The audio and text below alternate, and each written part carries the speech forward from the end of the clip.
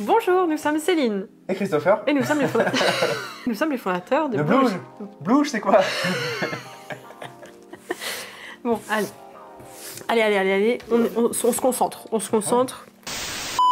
Bonjour, nous sommes Céline. Et Christopher. Et nous sommes les fondateurs de Blouge. Blouge, c'est quoi? Blouge, c'est une boutique en ligne française et lilloise qui est spécialisée dans les briques alternatives qui sont compatibles aux grandes marques. Nous vous proposons un catalogue multimarque rempli de constructions de qualité qui mêle la technicité et la créativité pour tous les briqueurs, petits et grands, à un prix abordable. Aujourd'hui, nous partons à la découverte d'un bâtiment peu commun, l'église Saint-André, signée Réobrick. Nous allons rentrer Réobrick dans notre catalogue et on vous propose de faire un petit point sur cette marque pour vous la présenter. Réobrick, c'est une marque de briques alternatives chinoise qui travaille avec des briques de taille standard et qui crée ses propres moules. Depuis 2017, Réobrick travaille avec ses propres designers qui créent de sublimes constructions qui sortent des sentiers battus. Il faut également appel à des mockers, c'est-à-dire des créateurs indépendants, pour ouvrir le champ des possibles. On va pouvoir retrouver Réobrick autour des créations, autour des thèmes, par exemple le médiéval, la piraterie, on a aussi tout ce qui est architectural chez eux, les voitures, l'automobile, et des licences. Ouais, beaucoup d'autres aussi thèmes de création qui ouvrent forcément le champ de la créativité. Maintenant que la présentation est faite, on va passer à la présentation de la boîte. Allez, c'est parti. Donc la voici, avec un fond plutôt sobre en noir, avec la présentation de l'église ici. Sur la tranche, les dimensions de l'église, qui fait 38 cm de haut sur 27 de large. Quand même un beau bâtiment. Et à l'arrière, tous les petits détails. Et également, juste ici, vous avez la mention du kit lumineux qui est inclus dans la boîte, qu'on va monter au fur et à mesure. Je vais vous présenter la notice, qui est en un seul bloc. Alors, qui est vraiment lourde. Oui. Il y a 786 étapes. Alors, lors de l'ouverture, j'ai été surpris parce qu'on a un ensemble de 10 sachets où, à l'intérieur, on a tous les petits ensembles qui sont glissés. Et du coup, c'est vachement plus simple pour commencer et trier par partie. Et on va vous montrer directement un exemple avec les sachets qu'on ouvre. Et là, à l'intérieur, vous pouvez voir les petits éléments qui sont dessus. Et là, on a l'étape 10 par exemple. Allez, c'est parti pour la construction et on se retrouve pour une mini séquence avec la construction de l'arbre qui finalise la construction. Et voilà la construction. Youpla! Une construction qui était très intéressante, mais à la fois très longue parce que les façades sont vraiment très épaisses. On a 2 ou 3 tenons de large sur cette partie-là, étant donné que l'église était faite pour protéger les habitants en cas d'attaque. Et également, on peut voir sur la façade avant, qui est un peu moins épaisse parce qu'elle fait 2 tenons, hormis les vitraux, où en fait, il y a énormément de détails. On voit des petits slopes, on voit des plates, et du coup, c'est très très long à construire. Sur le devant, du coup, nous avons une entrée principale avec juste ici des petits ornements au-dessus. Et de part et d'autre de la porte principale, nous avons 2 tours qui sont cylindriques avec sur le dessus des sortes de cloches qui sont finalement symboliques des cloches en cuivre qu'on retrouve sur l'église qui est à Cracovie. C'est pas exactement la même puisque bon voilà, il y a des petits détails qui diffèrent, même en termes d'échelle forcément tout ne peut pas correspondre exactement, mais vous êtes vraiment sur quelque chose de très similaire avec l'utilisation de couleurs assez douces, comme les pierres qui sont présentes sur l'église là-bas. Sur le côté, nous avons ici une petite porte sur le côté gauche de l'église, au-dessus de la porte qui est sur le côté, comme sur l'avant d'ailleurs, au-dessus de la porte principale, on a 2 rosaces. Ces 2 rosaces sont... des pièces sérigraphiées. Exactement, ce sont des pièces sérigraphiées qui sont vraiment super jolies pour le coup. Elles sont transparentes, donc ça crée vraiment quelque chose d'assez intéressant. On a autour un paysage qui est quand même assez verdoyant. Il y a beaucoup de verdure, l'arbre sur le côté, les petits champignons, un petit dallage qui est assez sympathique.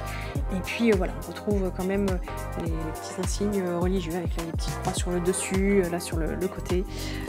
Et des petits tableaux qui sont juste ici, au niveau de la porte latérale. Là, j'étais assez surpris lors de l'ouverture du sachet 2. J'avais des kits de mécaniciens et je me suis dit mais qu'est-ce qu'on va pouvoir faire avec tout ça? Et je me suis rendu compte qu'ils se servaient des croix donc pour mettre directement sur l'église. C'est finalement assez intéressant comme réutilisation de pièces. Et d'ailleurs il y a aussi juste ici c'est des armes qui sont utilisées pour faire les grandes portes de l'église qui sont juste ici et qui peuvent du coup s'ouvrir, les portes latérales aussi. Voilà pour cette présentation de la façade. Pour finir du coup sur cette présentation des façades extérieures, comme j'ai dit juste avant, on a des petites pièces décorées sur, là ici au niveau du mur, on a aussi les ornements qui sont tout autour des arches et on a ici tout en haut des petites, comme des petites fenêtres, des petites meurtrières. Ici, une grosse information sur Reobrick, ils utilisent des transferts. C'est-à-dire qu'on n'a pas forcément des pièces sérigraphiées comme celle-ci, là c'est assez rare.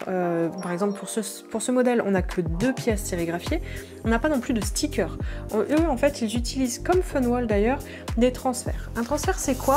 En fait nous avons une feuille qui est comme ceci, qui est numérotée en fonction des pièces à transférer. Et vous avez en fait sur cette planche assez luisante des couches comme ceci à retirer. Là en fait vous avez par exemple un transfert, vous le positionnez sur la pièce, attention il faut être très minutieux, très pointilleux parce que voilà, si c'est posé, on ne peut plus le reposer ensuite. Vous le positionnez, vous passez votre doigt au-dessus et ensuite vous retirez la fine couche qui dépasse, qui est transparente pour pouvoir retirer le film.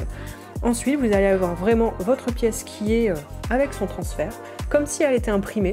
Mais voilà, ce n'est pas réellement de l'impression. C'est comme un peu les tatouages qu'on avait quand on était plus jeune, même moins jeune finalement, que du coup vous pouvez retrouver sur les arches, les petites pièces comme ceci, et aussi au niveau du haut. À l'intérieur, estimation garçon bon, on n'en avait pas. Mais c'est vraiment tout est misé sur la façade au niveau des décalcos. Ce qui m'a surpris, c'est que sur la planche, on a bien le numéro de décalco. Et sur la notice, il est bien spécifié où on doit le poser. Mais sur l'étape d'après, le décalco disparaît de la construction. Ensuite, on va vous présenter du coup les vitraux qui sont assez sympas.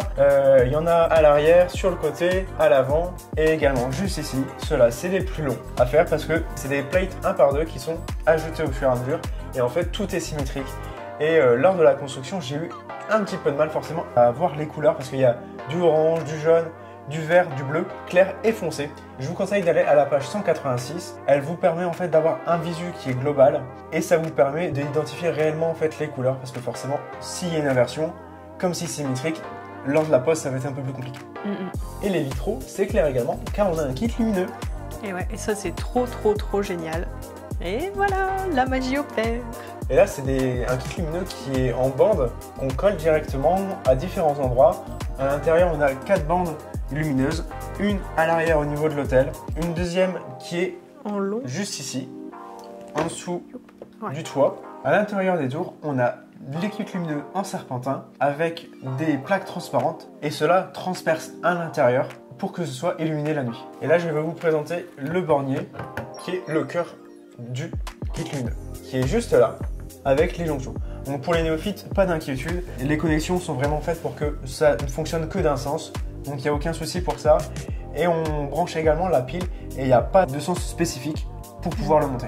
Au début, j'ai eu un petit peu peur de mettre les kits lumineux sur la toiture qui est juste ici. J'avais peur de ne pas pouvoir enlever les éléments de la toiture, mais les fils sont vraiment faits pour ça, pour pouvoir poser la toiture sur le côté.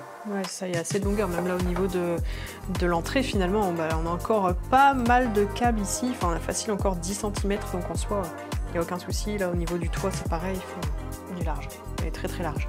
Bon allez, hop, on va tout remonter, en un claquement de doigts ce sera fait. Tada!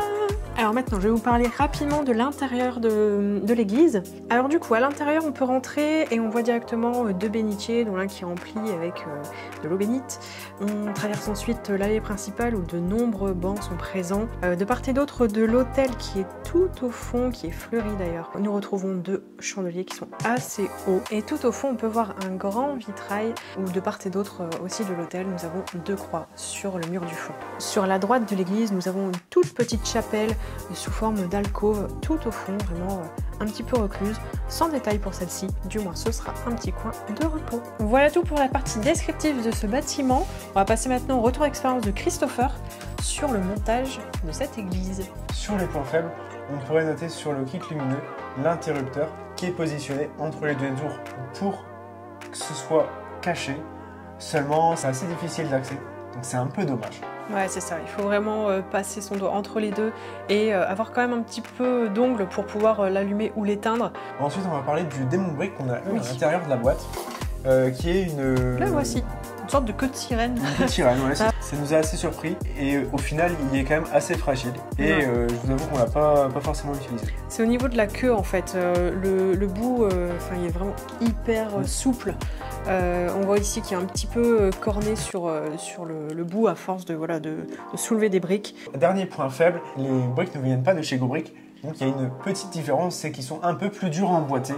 Mais en soi, c'est aussi un avantage parce que tout tient très bien. Pour les points positifs, c'est le kit lumineux qui est vraiment bien positionné derrière au niveau de l'hôtel, ensuite à l'intérieur et au niveau des tours. Et le rendu est très satisfaisant. C'est un bâtiment qui s'inclut parfaitement dans une ville et qui a une taille qui est correctement proportionnée sans que ce soit très majestueux par rapport aux autres bâtiments.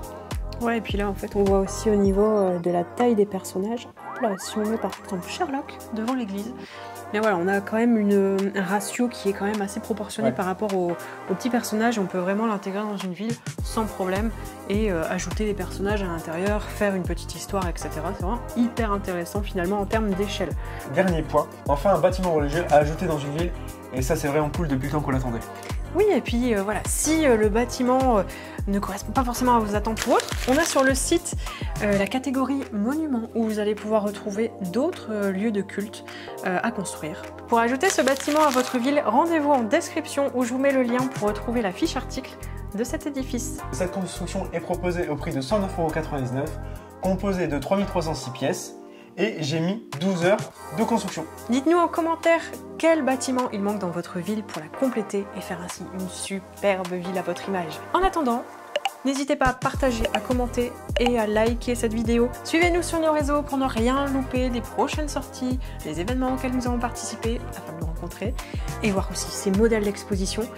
Et voilà, pour suivre toutes les actualités, les coups de cœur, les prochaines vidéos qui vont paraître dans 15 jours.